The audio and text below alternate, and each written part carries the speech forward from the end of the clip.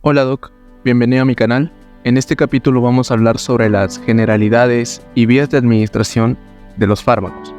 Si quieres aprender de una manera más didáctica, pero no quieres leer de un libro que muchas veces está abombada de información, este video te va a ayudar mucho. Esta información la saco del libro de farmacología de Karen Whelan, 7ª edición, un libro que recomiendo mucho, la verdad. Empecemos. Aquí tenemos el índice, empezamos por la unidad 1, que vendría a ser los principios de la farmacoterapia. Correspondiente aquí la farmacocinética. En este video vamos a abarcar las generalidades y vías de administración. Bien, para entender fármaco hay que tener bien en claro lo que es la farmacocinética y la farmacodinámica. La farmacocinética, como bien dice, se refiere a lo que el cuerpo hace con un fármaco. Y la farmacodinámica va a ser lo que el fármaco hace con el cuerpo. En la farmacocinética, como vemos, consiste en 4 procesos claves, que vendría a ser la absorción, desde que entra el fármaco, por la vía oral, hasta llegar a la sangre.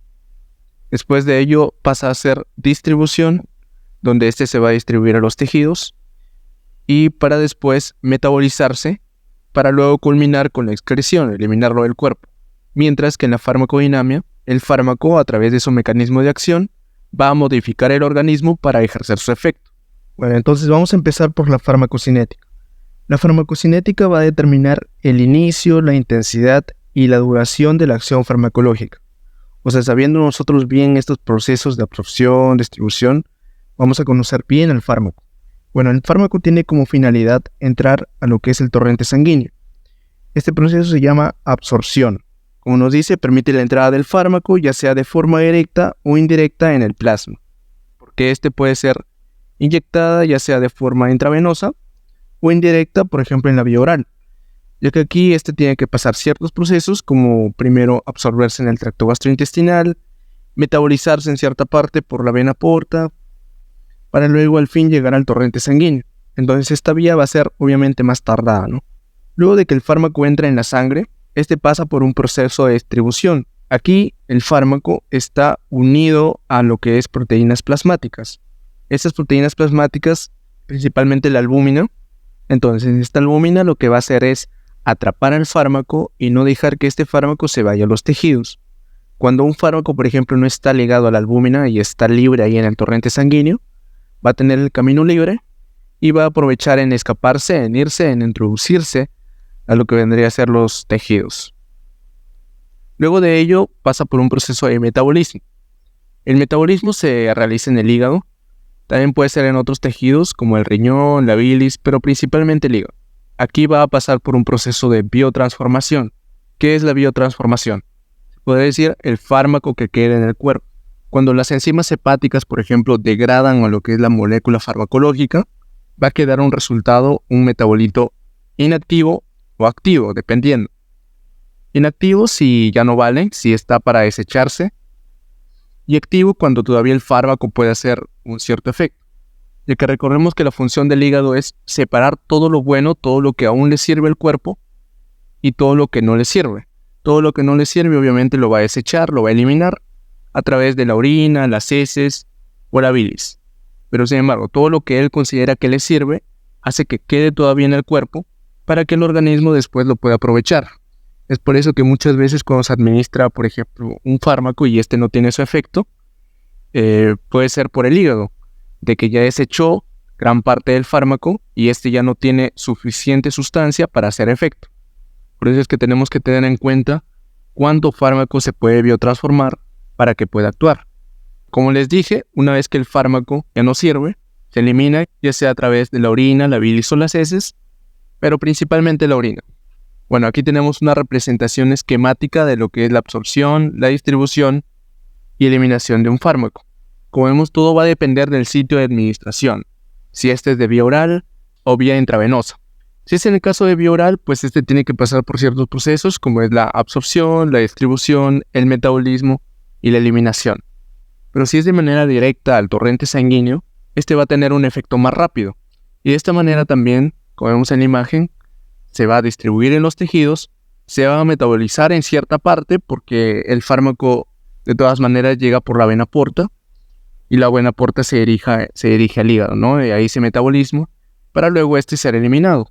El metabolito activo queda todavía en el cuerpo, se dirige a los tejidos y lo que el hígado considera que es malo, pues lo va a eliminar. Entonces, de cierta manera, todo se va a eliminar, ya sea a través de la orina, la bilis, las lágrimas, la leche materna, la saliva, el sudor o las heces. Bien, conociendo esto, obviamente los médicos pueden diseñar esquemas farmacológicos óptimos, lo que incluye la vía de administración, la dosis, la frecuencia y la duración del tratamiento. Es por eso que nosotros tenemos que conocer a la perfección cada proceso de cada fármaco, cómo se absorbe el paracetamol, cómo se distribuye el paracetamol, en qué medida se biotransforma y cómo es que se elimina, obviamente. Bien, correspondiente a la vía de administración, se va a determinar por las propiedades del fármaco, por ejemplo, la solubilidad en agua o lípidos y su ionización. Y por parte de los objetivos terapéuticos, por ejemplo, la necesidad de un inicio rápido cuando el paciente está muy grave y la necesidad también de un tratamiento a largo plazo. Las vías principales de administración de un fármaco incluyen la vía enteral, parenteral, tópica, entre otras, siendo las mayormente usadas la vía intravenosa, la vía intramuscular y la vía subcutánea. Como vemos ahí tenemos una representación de las diferentes vías en el cuerpo. Por parte de la vía enteral tenemos aquí las que son administradas por vía oral, en este caso la oral, la sublingual y la bucal. Y la parenteral, estas que acabo de mencionar, intravenosa, intramuscular y subcutánea. Tenemos también lo que es la epidural, la rectal o vaginal y entre otras diferentes vías, ¿no? en las que también se puede administrar. Bien, como dije, aquí está la vía oral, vía sublingual y vía bucal. En la vía bucal el fármaco se puede absorber en la encía o también en lo que es la mejilla. Dentro de lo que cabe, la vía oral tiene ciertas ventajas como su fácil administración y la sobredosis en caso de intoxicaciones. Se puede solucionar con la administración de carbón activado mayormente. Y como desventajas tenemos que tiene una absorción complicada. Por ejemplo, aquí el pH gástrico que puede inactivar lo que es algunos medicamentos. Por eso es que también es muy común que un fármaco se administre con una preparación con cubierta entérica. ¿Qué es esto? Este es un recubrimiento químico que va a proteger el medicamento del ácido gástrico hasta llegar al intestino. Aquí es donde esta cubierta pues se va a disolver y va a quedar lo que es la sustancia activa. Aquí tenemos dos ejemplos, el omeprazol y la aspirina. El omeprazol, que viene a ser un ácido lábil quiere decir que es un fármaco que en un ambiente ácido se va a disolver fácil. Y la aspirina viene a ser un irritante. Lo que va a hacer es que va a dañar a lo que es el estómago. Entonces es por eso que se administra con esta cubierta para que no haga tanto daño. Después también tenemos la preparación de liberación extendida. Vendría a ser un recubrimiento químico que permite una absorción más lenta y una duración más prolongada de la acción. Por ejemplo, aquí en esta imagen tenemos un fármaco que comúnmente se administra 6 veces al día. Este fármaco usualmente es la morfina. La morfina tiene una duración de efecto de 2 a 4 horas. Sin embargo, con una preparación de liberación extendida, con esta cubierta, solamente puede administrarse cada 12 horas. Por lo tanto, serían 2 veces al día. Otra ventaja más que refiere este tipo de preparación es el margen terapéutico constante, lo que nos indica una mayor duración del medicamento, de que no vamos a tener que darle varias veces una vez que está por debajo de la concentración mínima eficaz.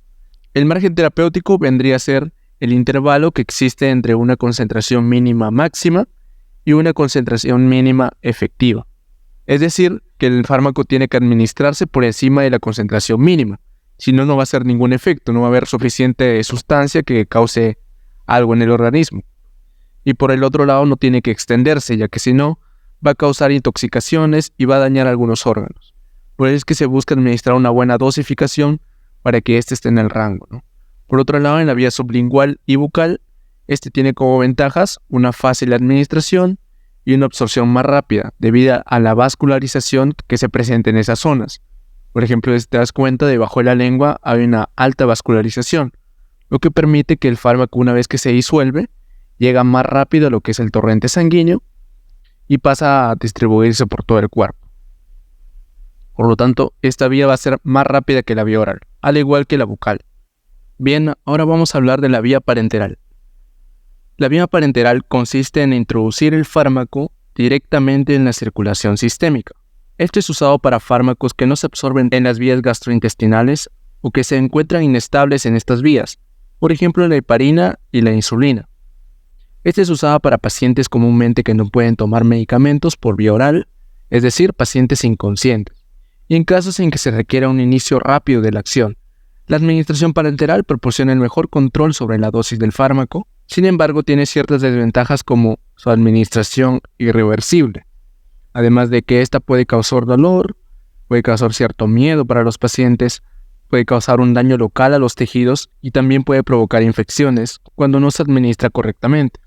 Las 4 vías parenterales, como vemos en la imagen, es la vía intravenosa, la principal, la inyección subcutánea, intramuscular y la dérmica.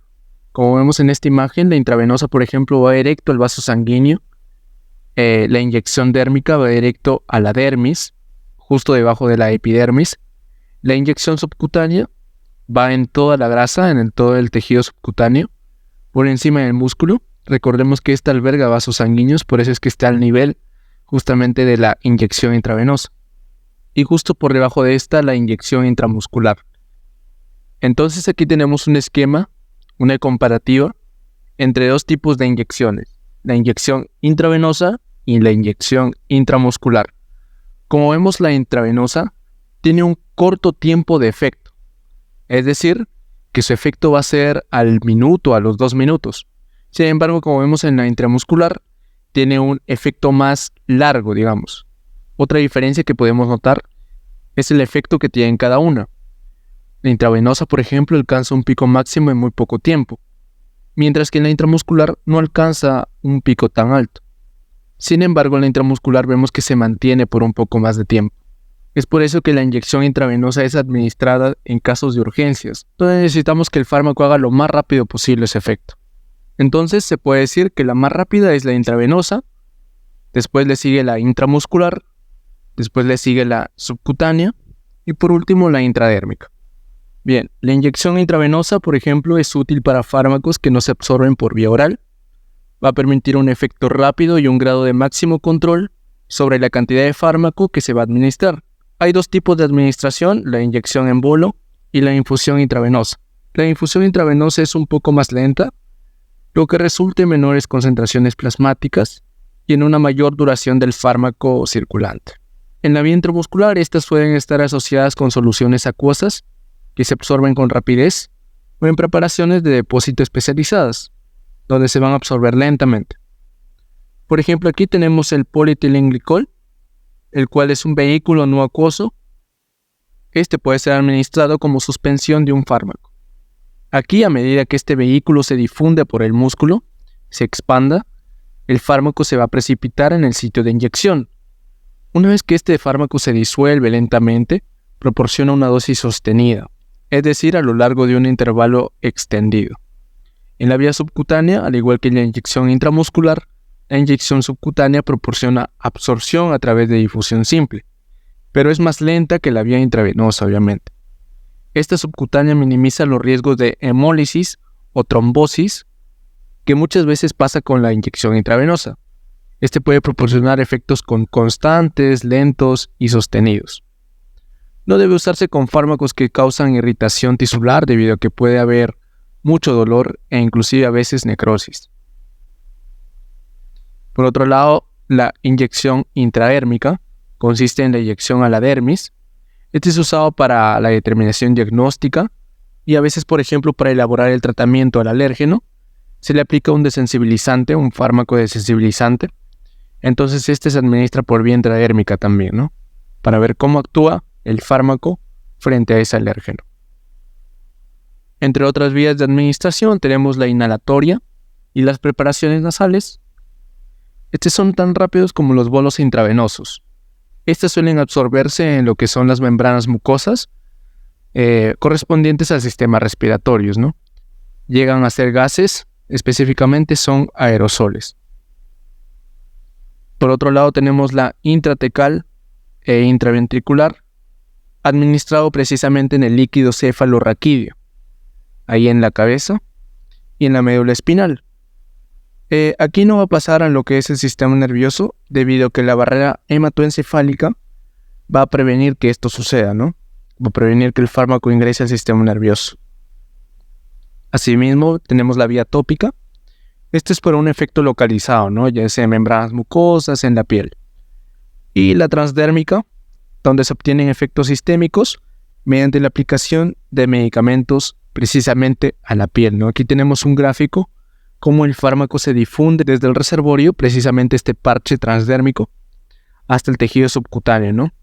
Vemos cómo el fármaco se difunde a través de los tejidos hasta llegar a lo que es el torrente sanguíneo. Y por último, la vía rectal, ¿no? Que es útil para fármacos sobre todo que inducen el vómito, cuando se administran por vía oral, o si el paciente en todo caso está inconsciente. Es usado, por ejemplo, en casos donde necesitamos un efecto a nivel gastrointestinal, ¿no? Se administra por la vía rectal debido a que aquí está más cerca de llegar a estos órganos. Sin embargo, nos dice que su absorción no es tan buena y también que muchos fármacos a veces irritan lo que es la mucosa rectal. Entre sus ventajas podemos destacar que estas no llegan al hígado, entonces no se biotransforman, no se metaboliza. Y también tenemos que no se destruye el fármaco en lo que es en el ambiente gastrointestinal, por el pH estomacal precisamente. Por eso es que también se administra en casos especiales, ¿no? A través de diferentes vías de presentación, como supositorio, espuma rectal o una crema también. Espero que hayas aprendido sobre este tema. Si quieres aprender más sobre temas médicos, te invito a suscribirte a mi canal. Nos vemos en el siguiente video.